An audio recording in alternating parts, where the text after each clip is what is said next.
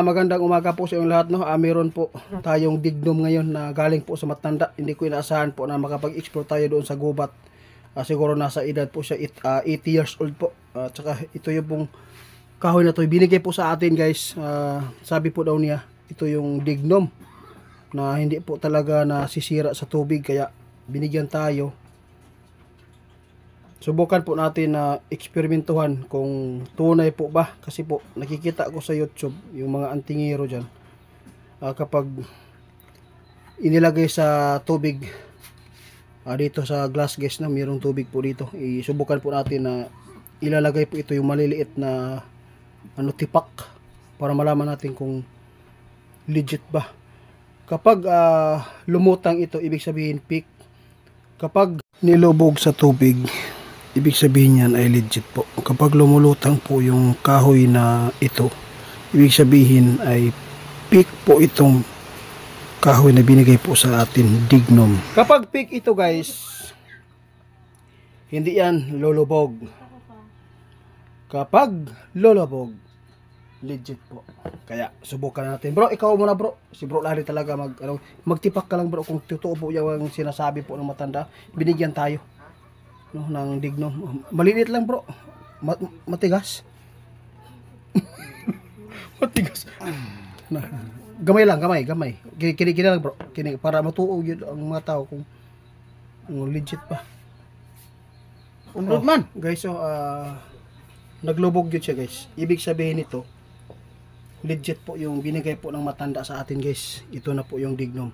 Dagdagan mo, bro. Yung medyo malaki, dako. Medyo malaki. Maunlod. Oh, ito po yung tinatawag, guys, na dignum. Legit po itong binigay po ng matanda.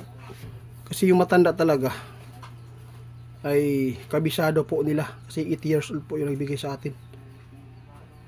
Hindi ko talaga inasahan, guys, no, na makamit natin po yung dignum na napakarami na pong nag-order sa atin. Kaya nga, ngayon, ito na, nasa kamay na po natin.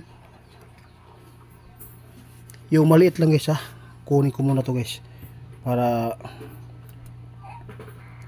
nakalubog yun dyan.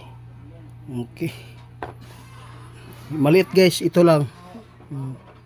Yung maliit lang muna ito, i-ano natin, pasensya na kayo, guys, yung kamay ko parang galing po sa kaldero. Subukan natin, guys,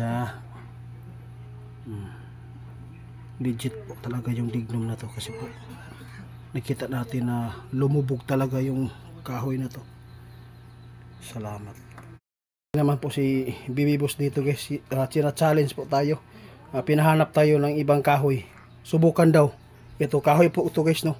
Ito. Subukan na natin ilagay dito sa sa glass na may tubig. Kapag lulubog daw ito, peak din po daw yung dignum na to na binigay po ng matanda, sabi ni Bibi Boss. Kaya subukan natin, guys. Hala.